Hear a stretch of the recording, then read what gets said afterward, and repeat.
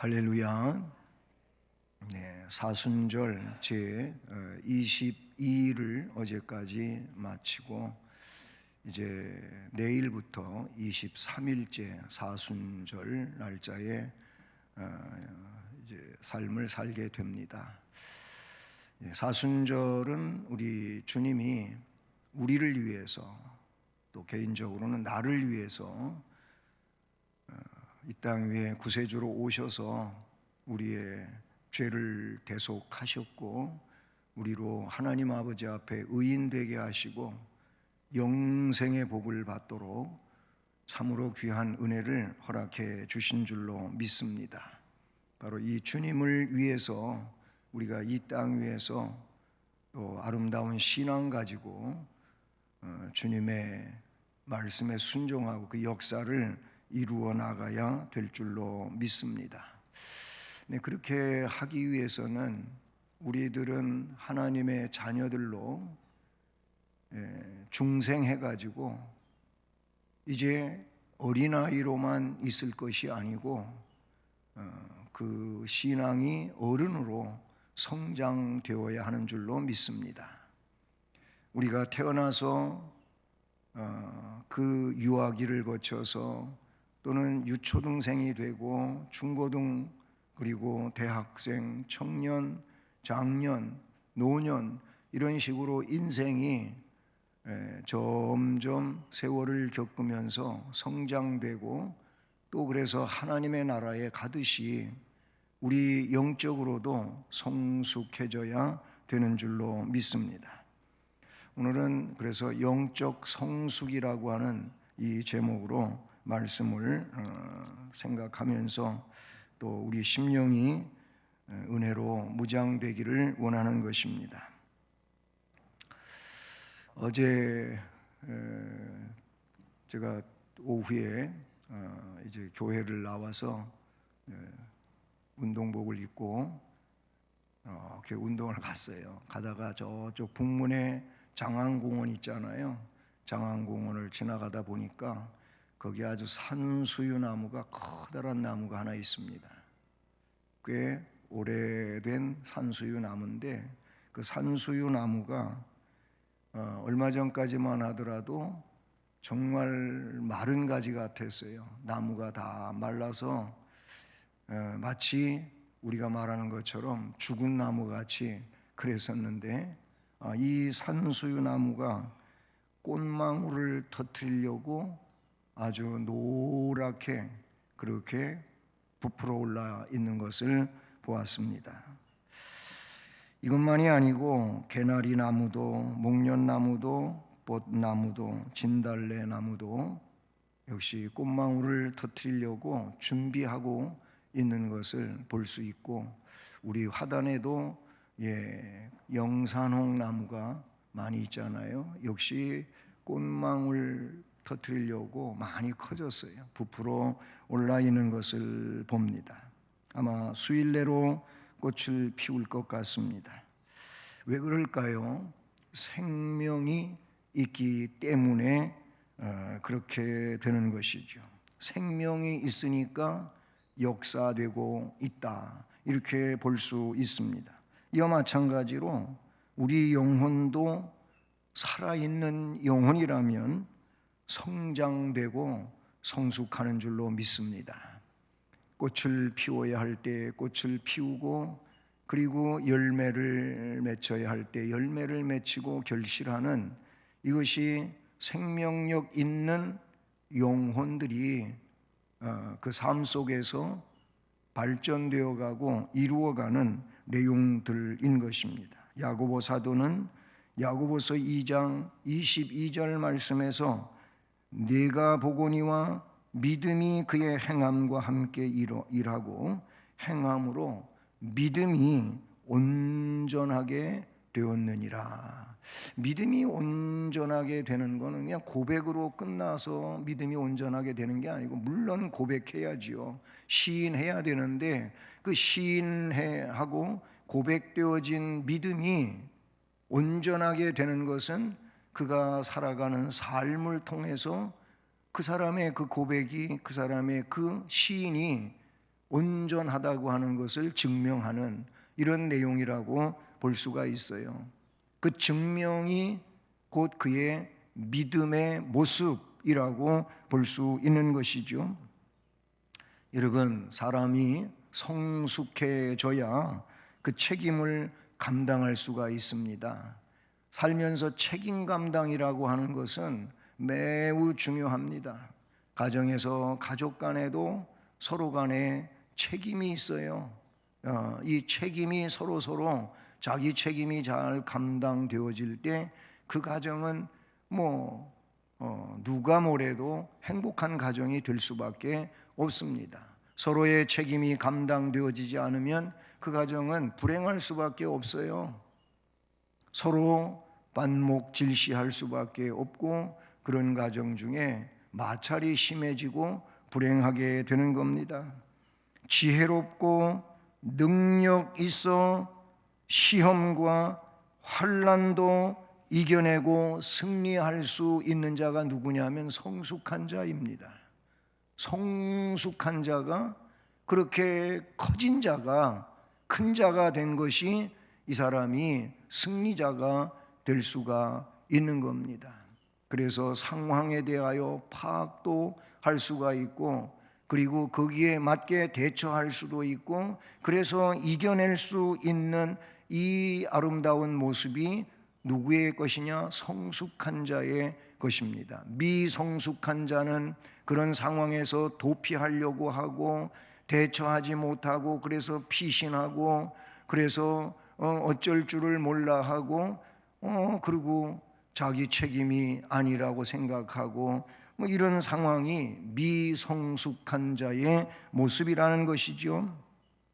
그래서 이 영적 성숙도 매우 중요한데, 영적 성숙을 오늘 에베소 4장 13절은 이렇게 말합니다. 우리가 다 하나님의 아들을 믿는 것. 여기서 하나님의 아들은 우리 구주 예수 그리스도이시죠. 예수 그리스도가 하나님의 아들이에요. 사도 베드로는 마태복음 16장 16절에서 주님은 그리스도시며 살아계신 하나님의 아들이십니다, 이런 고백을 하지 않았습니까?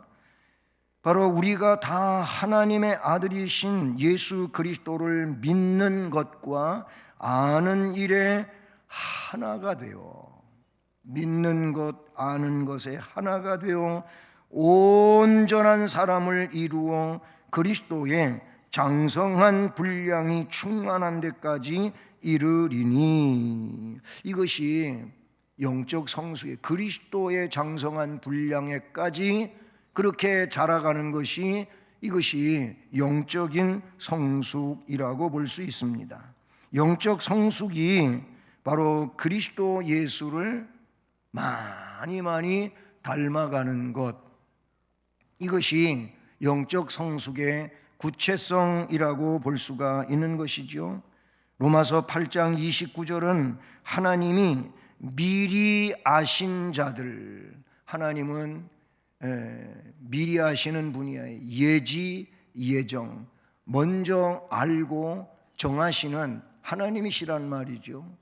그래서 미리 아신 자들을 또한 그 아들의 형상, 그 아들의 형상을 본받게 하기 위하여 미리 정하셨다. 할렐루야. 하나님은 이렇게 미리 아시는 하나님, 그래서 그 모든 것들을 먼저 알고 정하시는 하나님이시라고 로마서 8장 29절은 말씀하셨습니다. 어떻게? 그 아들의 형상을 본받게 하기 위하여 미리 정하셨다. 그러니까 하나님의 예정 속에 있는 자들은 어떤 삶을 사는 자들이냐면은 아들의 형상을 본받는 자들이에요. 본받는다고 하는 것이 그를 닮는 것을 말하지요. 이것이 신앙의 성숙이에요. 신앙생활이 10년, 20년, 아니 그 이상 3, 40년, 50년 평생을 신앙생활 했다고 해가지고 그 자체가, 그 연륜이 그의 하나님 앞에 칭찬받는 내용은 절대적인 것이 아니다. 신앙생활은 짧게 했다 할지라도 그가 주님을 많이 닮은 것이라면 그것이 칭찬거리고 그것이 은혜로운 것이고 그것이 복이 되는 줄로 믿습니다. 그러니까 주님을 닮아야 돼요. 예수님의 그 성격, 성품 또는 그의 그 사랑하심, 그의 또는 긍휼을 베풀어 주심, 이런 것들을 닮아야 되는 거예요. 주님은 내가 원하는 것은 긍휼이지 너희들이 자꾸 사람들을 평가하고 비판하고 심판하고 책망하는 이런 것이 아니라고 말씀하셨잖아요. 내가 이 세상에 온 것, 나는 너희들이 긍휼의 사람 되기를 원하는 것이라고도 말씀하셨다는 것이죠. 영적으로 성숙하기를 원하시는 하나님이십니다. 그러면 성숙하는 이 비결이 뭡니까? 성숙해지는 비결을 여러 가지로 말할 수 있는데 사실 영적 성숙은 자동적으로 이루어지지 않습니다. 이게 자동 아닙니다. 영적 성숙은 저절로 이루어진다든지 우연하게 이루어진다든지 가만히 있어도 이루어지는 것이 결코 아니라는 사실이죠. 히브리서 5장 12절에는 이런 말씀을 기록하고 있어요. 때가 오래되었으므로, 신앙생활을 오래 했으니까 그런 의미예요. 오래되었으므로 너희가 마땅히 선생이 되었을 터인데, 그 정도의 신앙의 연륜을, 신앙생활의 기간을 가지고 있다면은 선생님이 됐어도 벌써 선생님이 돼야지. 그렇게 선생이 되었을 터인데 너희가 다시 하나님의 말씀의 초보에 대하여 누구한테 배워야 되는, 가르침을 받아야 할 처지가 되었으니, 왜 그러냐? 단단한 음식은 못 먹고 젖이나 먹어야 할 자가 되었도다. 젖 먹는 자가 어린아이 아닙니까? 말씀을 이해를 잘 못하는 거예요. 그 정도의 신앙의 연륜이라면 설교를 들어도 많이 들었을 것이고, 아마 성경 공부도 했을 것이고, 기도도 하면서 성령 체험도 했을 것이고, 그런데 이렇게 하나님의 말씀에 대하여 이해력이 부족해가지고, 아니면 뭔 말씀 들으면 그 말씀을 소화를 못해가지고 시험에 들고 그러냐 이거예요. 그러면 안 되지 않냐 이거예요. 오히려 그런 말씀 들으면 은혜가 더 되고 저절로 아멘이 될 수 있어야 되고, 하나님 그렇습니다, 그것이 맞습니다, 그렇게 못한 저를 용서해 주시고 불쌍히 여겨 주시고, 이게 맞지. 그 말씀에 대하여 아니다 기다 이러고 있으면 이게 무슨 성숙한 자냐. 히브리서 5장 12절이 그런 말씀을 지적을 해주고 있어요. 자동적으로 되어지지 않음을 그 말씀은 우리에게 가르치고 있어요. 그래서 영적 성숙은 계속되어지는 평생 과정으로 이루어지는 거예요. 평생 과정이에요. 여기 평생 학습관이 있잖아요.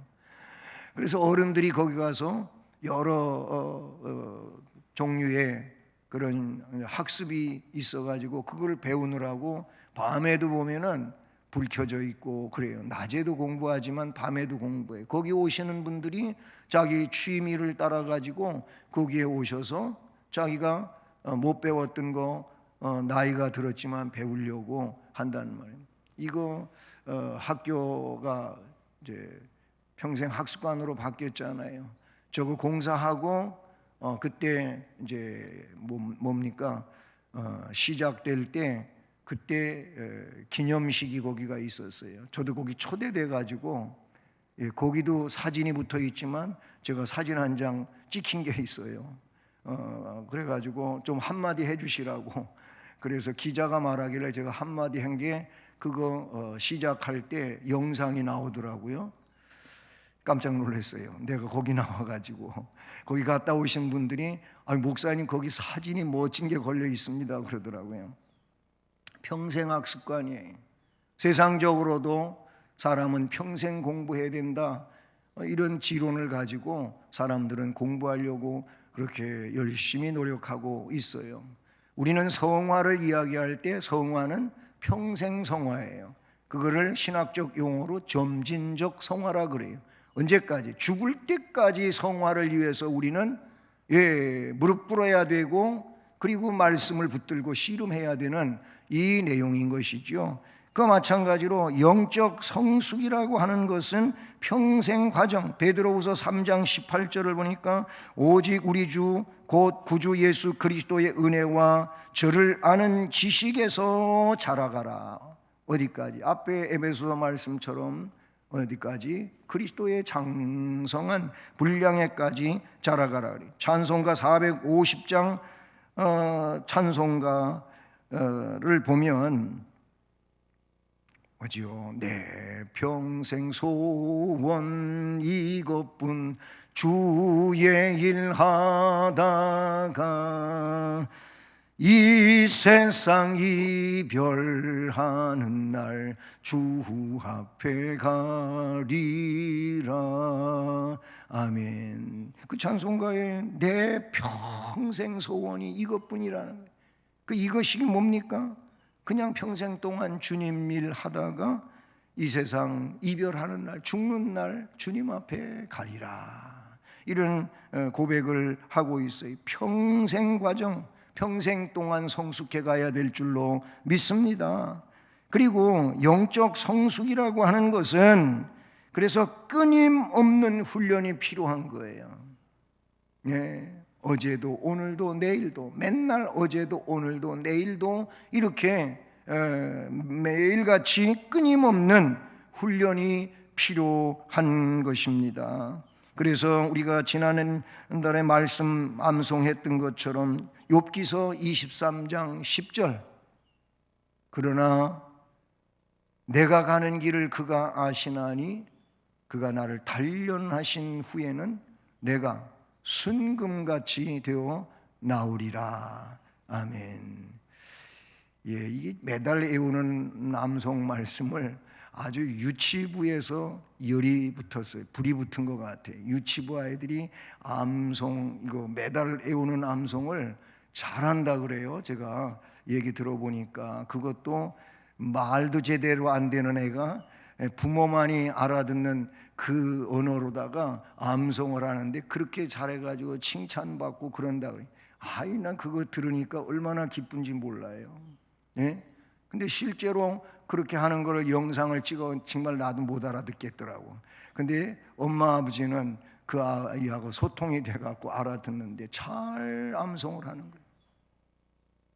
여러분, 그래요. 우리를 단련하시는 하나님의 단련 속에 우리는 순금같이 그렇게 우리의 삶이 변모되어지고 하나님 앞에 영광을 돌려야 될 줄로 믿습니다. 디모데전서 4장 7절에서 오직 경건에 이르기를 연습하라 그랬어요. 우리는 경건하게 되는 이 삶을 위하여 계속 훈련이 필요하다는 겁니다. 영적 성숙은 그리스도의 사랑에 대한 반응이라고 볼 수가 있어요. 그럼 누가 그렇게 잘 성장되느냐, 성숙해 가느냐? 그리스도가 나를 몸버려 피 흘려 사랑해 주셨기 때문에 그런 주님에 대하여 나도 사랑을 반응하는 거. 주님이 그런 사랑을 나한테 하셨는데 나도 주님을 사랑해야 되겠다. 그 나를 위해서 모든 것을 내어주신 주님을 사랑해야 되겠다는 이 사랑의 반응이 영적 성숙을 가져오는 거예요. 우리가 사람들도 그러잖아요. 애가 철이 없다고 할 때가 있다가 또 이제 애가 철이 들었나 보라고 그래요. 이 철을 들었다는 게 뭡니까? 뭔가 조금 분별하게 되고, 그리고 은혜에 대하여 알게 되고 은혜를 보답할 줄 아는 그 자체를 철이 들었다 그러는 거예요.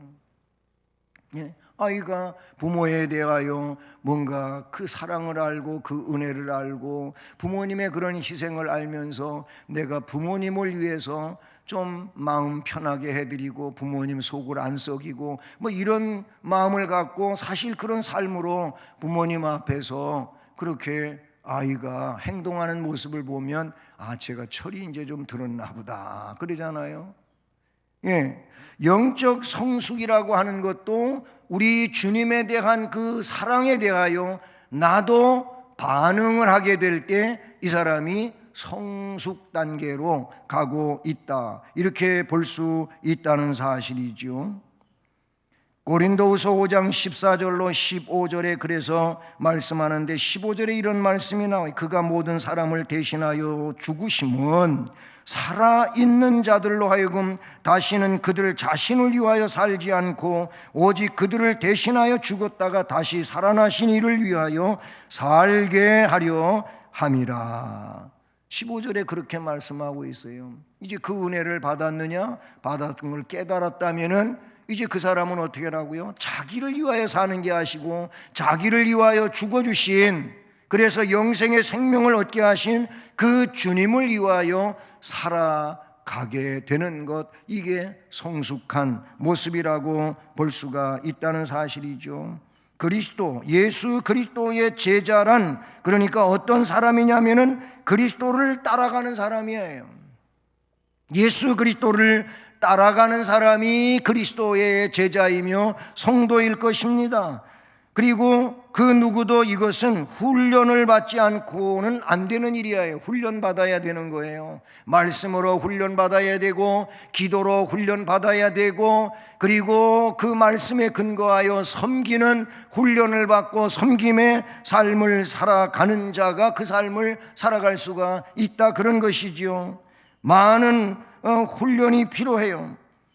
훈련을 많이 받으면 받을수록 하나님께서는 나를 더 잘 사용하시게 되는 거예요. 그렇잖아요. 거기에 대한 어떤 자격이 주어지는 거예요. 왜냐하면 그 훈련을 받았기 때문에 그 일을 할 수 있으니까. 그러니까 그가 거기에 사용되어지는 줄로 믿습니다. 그리스도를 따르는 사람은 자기 십자가를 지는 사람인 줄로 믿습니다. 자기 십자가를 질 줄 모른다면 그리스도를 따라가는 게 아닌 거예요. 십자가는 그냥 주님이 지시고 나는 영광만 가지고 살겠습니다, 이거는 그리스도를 따라가는 모습이 아니에요. 왜 그러냐면 누가복음 14장 27절에서 누구든지 자기 십자가를 지고 나를 따르지 않는 자도 능히 내 제자가 되지 못한다고 주님이 말씀을 하셨기 때문인 줄로 믿습니다. 자기 십자가를 지고 주님을 따라갈 때 이 사람이 성숙한 그리스도의 제자가 될 수 있습니다. 그러면서 날마다 자기를 부인하며 십자가를 지고 따라가야 된다는 거예요. 누가복음 9장 23절에 아무든지 나를 따라오려거든 자기를 부인해야 하고 날마다 제 십자가를 지고 따를 것이니라. 아멘. 나를 부정하고 주님을 인정해야 돼요. 그리고 주님을 위하여 나에게 주어진 십자가가 있는데 그 십자가는 사역들일 것이고 섬김의 내용들이 되는 줄로 믿는데 그것을 내가 감당하며 주님을 따라가야 되는 줄로 믿습니다. 그러면 훌륭한 제자는, 성숙한 사람은 좋은 습관을 가지고 있는 사람이라고 볼 수가 있어요. 제자의 습관은 그럼 뭡니까? 예수 그리스도의 제자의 습관이 있어요. 뭐 습관 그러면은 어떤 의미에서는 조금 부정적으로 이해되어지는 내용도 있는데, 그러나 여기서 말하는 습관은 좋은 것이든 나쁜 것이든 총망라해서 저는 습관이라고 이렇게 이제 명칭을 했는데, 제자의, 예수 그리스도의 제자의 습관은 뭡니까? 우리는요 영적 습관을 개발함으로써 제자가 되어야 하는데, 골로새서 3장 9절과 10절에 이런 말씀이 나와요. 너희가 서로 거짓말을 하지 말라. 옛사람과 그 행위를 벗어버려라. 새 사람을 입었으니 이는 자기를 창조하신 이의 형상을 따라 지식에까지 새롭게 하심을 입은 자니라. 거기에 보면 영적으로 훌륭한 좋은 습관을 말하는데 거짓말하지 않는 거라고 말씀하고 있고, 옛사람과 그 행위를 벗어버리는 거라고 돼 있고, 새 사람을 입는 것이라고 하며, 그것이 자기를 창조하신 이의 형상을 따라 그 지식에까지 새롭게 하심을 입은 자라고 말하고 있습니다. 좋은 습관 만들기, 안 좋은 습관은 버리기, 이것이 그리스도의 아름다운 제자로서의 그 기본이 될 수 있는 내용이라는 사실이죠. 그러면 먼저 제자의 아름다운 습관은 사랑하는 습관인 줄로 믿습니다. 사랑의 습관이에요. 서로 사랑하는 겁니다. 먼저는 위로는 하나님을 사랑합니다. 그리고 아래로는 나의 주변을 사랑하는 겁니다. 이웃 사랑하는 거죠. 그래서 주님은 첫째로는 하나님 아버지를 사랑하라. 하나님 아버지를 사랑하라고 그랬어요. 그 다음에 둘째는 이와 같으니 네 이웃을 너 자신처럼 사랑하라. 이것이 온 율법이며 선지자의 강령이다. 아버지 사랑, 하나님 아버지 사랑하는 크고 첫째 되는 계명이라고 그랬고, 둘째는 이웃 사랑으로 그렇게 말씀을 하시지 않았습니까? 사랑이에요. 그러니 우리의 언어에 있어도 사랑의 언어를 많이 배워야 되겠죠. 자꾸자꾸 사랑의 언어가, 그 단어들이 늘어나야 될 줄로 믿습니다. 그 문장들이 더 많이 구성이 되어야 할 줄로 믿습니다.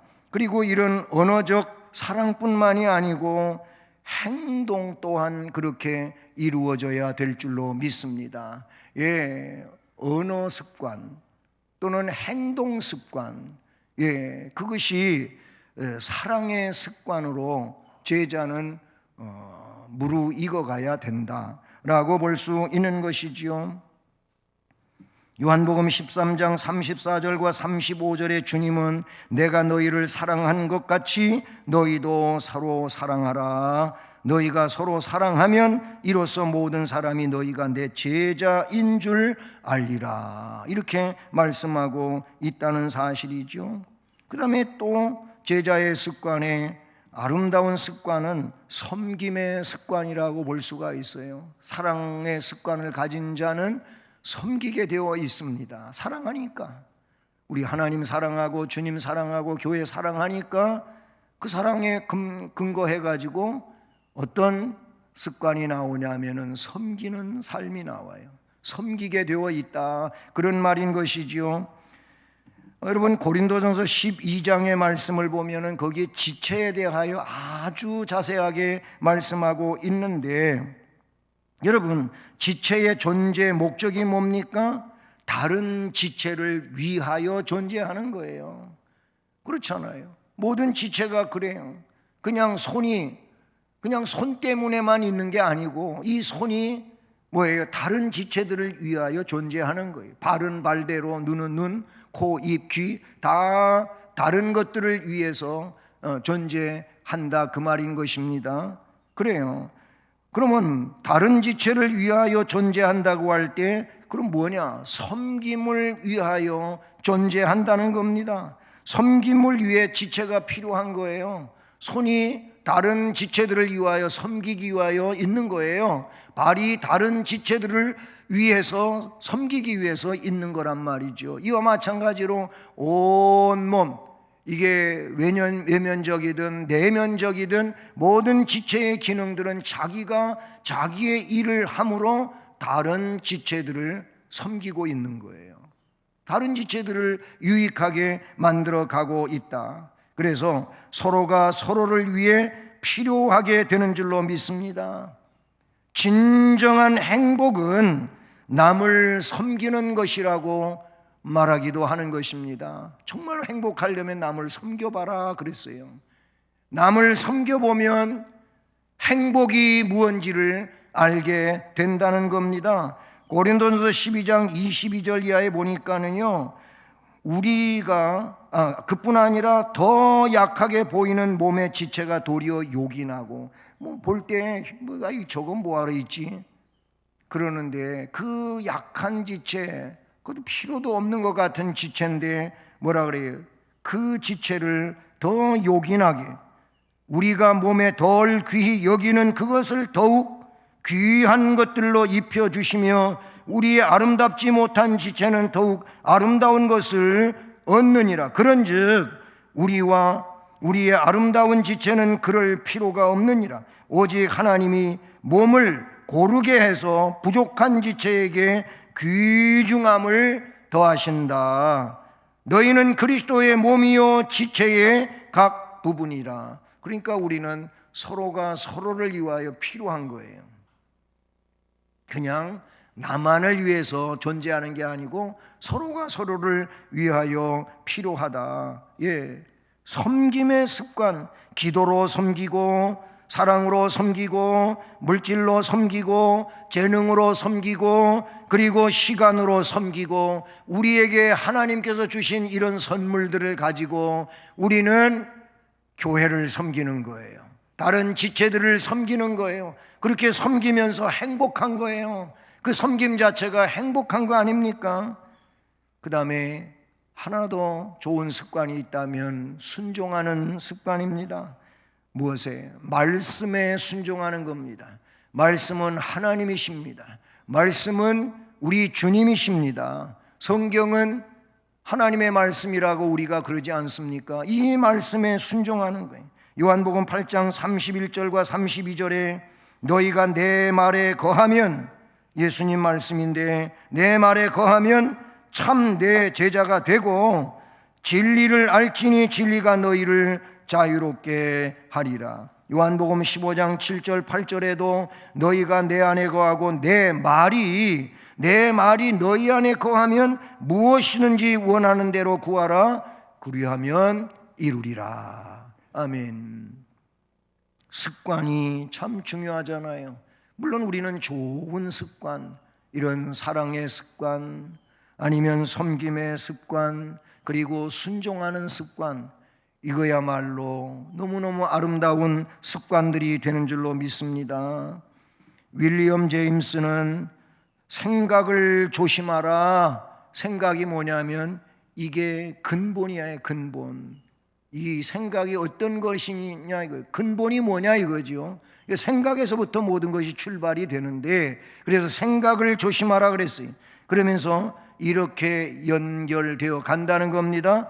생각이 바뀌면 행동이 바뀌고, 행동이 바뀌면 습관이 바뀌고, 습관이 바뀌면 성격도 바뀌고, 성격이 바뀌면 인격이 바뀌고, 인격이 바뀌면 운명 자체가 바뀐다.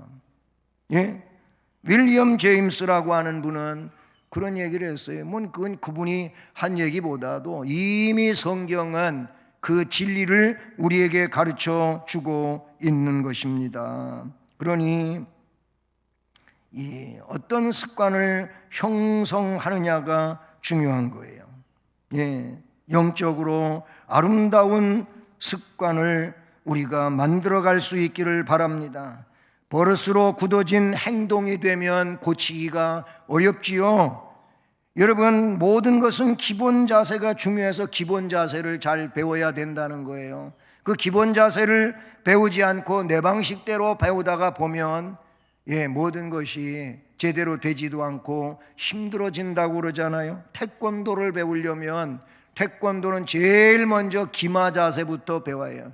말 타는 자세 있잖아요. 말 한 장에 앉아가지고 그거부터 배우라는 거예요. 기마 자세가 그거예요. 왜냐하면 기본 태권도 폼은 거기에서부터 모든 태권도 동작이 진행되기 때문에 그런 것이지요. 달리기를 하는데도 그래요. 트레이닝을 하는데도 그래요. 가서 어떤 무게가 있는 것을 발로 들어 올리든 손으로 들어 올리든 잡아당기든 그 자세가 있어요. 그 자세를 갖추고 해야지 제대로 근육을 만들어내지. 그렇지 않으면 괜히 안 아픈 데가 아픈 거예요. 이상하게 해가지고 아프다는 거지요. 아니 탁구도 그렇잖아요. 탁구 탁구도 기본 자세만 잘 익혀두면 그게 폼이 아름답고 그 다음에 잘 쳐져요. 그런데 그렇지 않게 배워놓으면 고치기도 어렵고 잘 되지도 않고 실력도 늘진 않아요. 골프는 안 그렇습니까? 사격은 안 그런가요? 사격 훈련 배울 때 3가지 자세는 아주 기본 자세잖아요. 첫째, 서서 쏴. 둘째, 쪼그려 쏴. 셋째, 엎드려 쏴. 이게 3가지 사격 자세예요. 근데 그것도 어떤 아이는 엎드려 쏴 하는데 그냥 야단 맞았잖아요. 아니 이거 해가지고 왼쪽 눈은 감고 오른쪽 눈은 뜨고 그리고 그 가늠쇠 구멍을 가지고 저 가늠자를 딱 봐야 되는데 얘는 이상하게 오른쪽 눈은 감고 왼쪽 눈은 뜨고 이걸 갖다가 오른쪽에 대니까 뭐가 보여? 안 보여요. 혼났잖아요. 그런 아이도 있더라고요. 훈련소에서. 여러분, 자세는 모든 것에 중요하다는 이 자세를 잘 익혀야 돼요. 사랑하는 여러분, 평생 끊임없는 훈련으로 영적 성숙을 이루는 자가 됩시다. 무엇보다도 그리스도의 제자의 습관을 잘 만들어서 훌륭한 성도로 세워져가는 귀한 은혜자들 되기를 주님의 이름으로 축복합니다. 은혜로우신 하나님